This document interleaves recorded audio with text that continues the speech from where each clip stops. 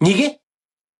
Неге Назарбаев кезінде бүкіл кіші жүздердің қаласы, ауданы, облысының барлығын шапырашшылар басқарды, ал қазірде ұлы жүздер басқару керек? Неге? Неге сол жердің облысы, сол жердің халқы өзі таңдаған, өздерінің көз алдында өскен, өздері әке шешесін керектесе ата жесін білетін, өздері дәлелдеген бір тек дәулеттің баласы сол облыстың өз басқармайды? Неге сол қала өз алдар, өздері білетін, ата тегін білетін бір ұятты намысты азаматтар сол қаланың әкімі қылып өздері тағайындай алмайды? Мен бұл арада 100 бен 100-дің ортасын от жағып отырған жоқпын.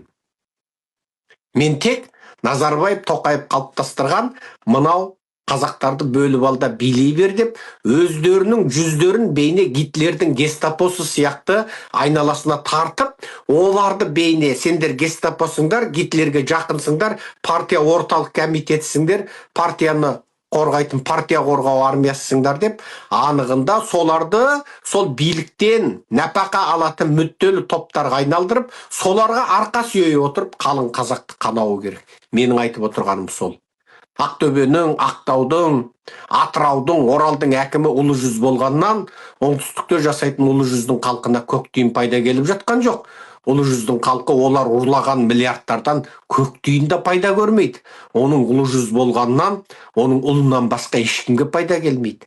Тоқалынан басқа ешкімге пайда келмейді. Бұл арада әтейге билік осы рулық жүйені пайдаланып, қазақтарды пирамидалық жүйеде басқарып отыр. Рулық жүйе қылмыстық, бандиттік пирамидалық жүйенің негізіне айналып отыр.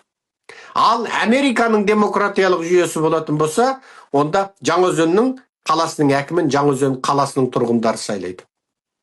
Оны Маңғыстаудың әкімі де тағайындай алмайды. Жаңаөзеннің қаласының әкімі Маңғыстаудың әкімінің жетатасын жездей қақтай алады. Неге? Ол оған жауап бермейді. Ол тек өз халқының өзін сайлаған тұрғындарына жауап береді.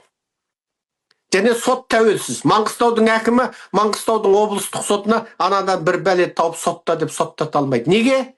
Сот әкім түгіл президентті тыңдамайды. Америкада сондай. Мысалы, Трамп мемлекеттік бірінші ең жоғарғы сотқа Нью-Йорктың қаласының әкімін сотта деп тапсырма бере алмайды. Оны соттауға олардың қақысы жоқ. Трамптың ондай әмір жүргізуге құзыреті жоқ.